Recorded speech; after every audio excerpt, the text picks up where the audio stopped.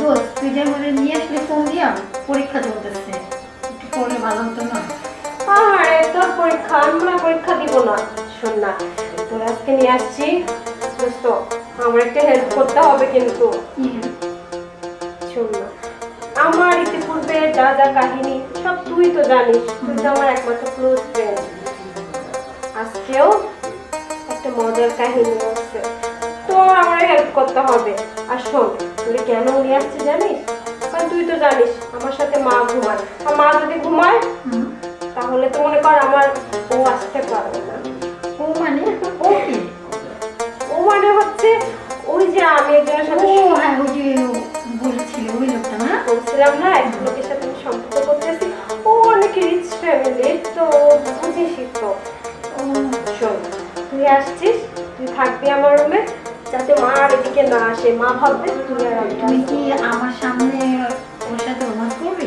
ছি, তুই কি বলতেছিস? তুই অনেক দুষ্ট। আমি কই যাবো? থাকবো কোথায়? আমি কি মশার কামড় খাবো? না রে দোস্ত, তুই আমার ক্লোজ ফ্রেন্ড, তুই কি ঠান্ডার ভিতরে আমি বাইরে পাঠাইতে পারি?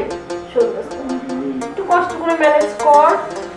তুই না ওই যে ওই সাইডটা একটু লুকায় থাকিস, জাস্ট অল্প একটু সময়। শোন না, আবারও চলে গেলে তুই আর আমি একসাথে ঘুমিয়ে পড়বো। বুঝলাম। কি আর করার? তো তুই চলে আসছিস প্লিজ। তুমি না কি যে করো? তোমার কি হচ্ছে জানাস? ঠিক আছে, যাচ্ছি। আচ্ছা শোন, ও যেন না বলতে শুনে চলে আসছিস।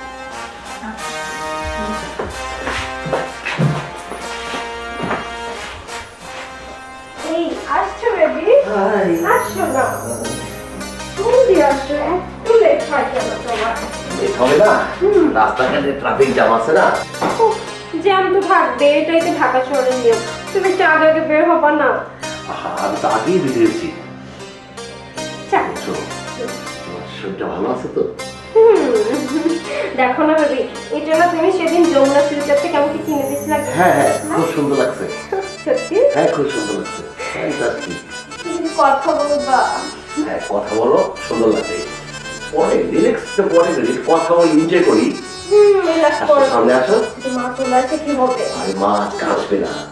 তো আগামীকাল শুক্রবার তোমাকে নিয়ে আমি বসুন্ধরা মার্কেটে যাবো, মার্কেটিং করে দিব, অনেক কিছু তোমাকে কিনে দিব। সত্যি বেবি? হ্যাঁ, আমার ইচ্ছা আছে তোমার একটা হীরার একটা নেকলেস তোমাকে দিব। ও মাই গড, বেবি আমার ফোনটা? অবশ্যই। আর এই ফোনটা তো আমার দুবাই থেকে আসবে। আমি একজনকে কথা বলে রাখছি যে এই সপ্তাহের মধ্যে দুবাই থেকে ফোনটা আসতেছে। আচ্ছা বেবি। এটা কি জানো? আইফোন। সত্যি? ইয়েস, সত্যি।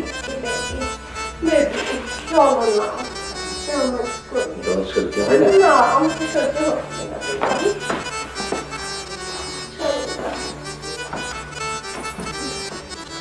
বেবি আরে এগুলা খুলো না, তুমি গায়ে করে আসো।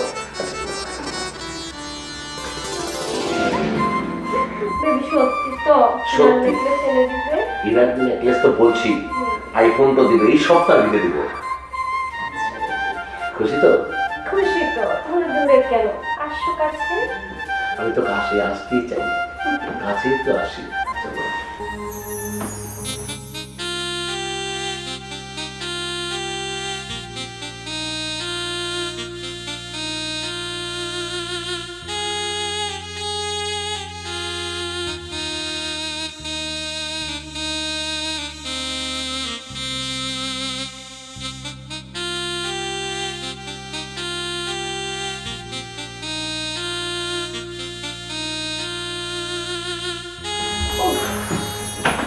বেবি কেমন হলো?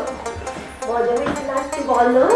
আজকে যা মজাটা পাইছি, এই মাসের মধ্যে এই মজাটা আমি পাইনি। সত্যি বেবি? চলো কালকে কিন্তু আমরা শপিং এ যাবো।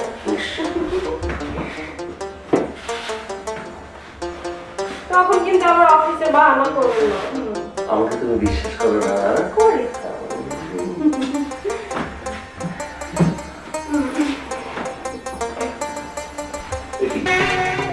তুমি আরে আমি তো ওর বান্ধবী। এদিকে আসো। রিজা, হ্যাঁ, তুমি কি আমাকে ব্ল্যাকমেল করতে চাচ্ছ? এই কি বলতেছো তুমি? তোমাকে ব্ল্যাকমেল করবো কেন? তুমি কি আমার ছবি তুলছো? না তুমি কি ভিডিও করছো? না আমার সাথে কিছু নেই। উফ, না, এই দেখো হাতে কিচ্ছু নেই, ও তোমার বান্ধবী। আর শোনো, তোমার সাথে আমি সময় কাটাবো বলেই তো মাত্র ফাঁকি দেওয়ার জন্য ওকে এনেছি। ও তো আমাকে হেল্প করতে আসছে, তুমি এরকম ভুল বুঝতেছো কেন? ও আমার খুব কাছের ফ্রেন্ড, দেখো না, টেনশন করো না। সত্যি তোমাকে আমরা ব্ল্যাকমেল করিনি, দেখো ওর হাতে ফোন কিচ্ছু নেই বাবা। ওকে ওকে ওকে ওকে, আমি বুঝতে পারছি আমার সাথে মজা নিছো। ভয় পেয়ে গেছিলাম। আরে না পাগল। তোমার বান্ধবী তাহলে আমার শালী। আজকে থেকে আমি নতুন আরেকটা মেম্বার পেলাম, আমার শালীকে।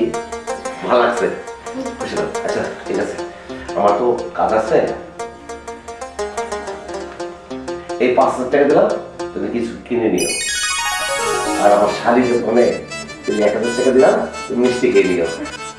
ওকে, বাই। আল্লাহ হাফেজ। বাই।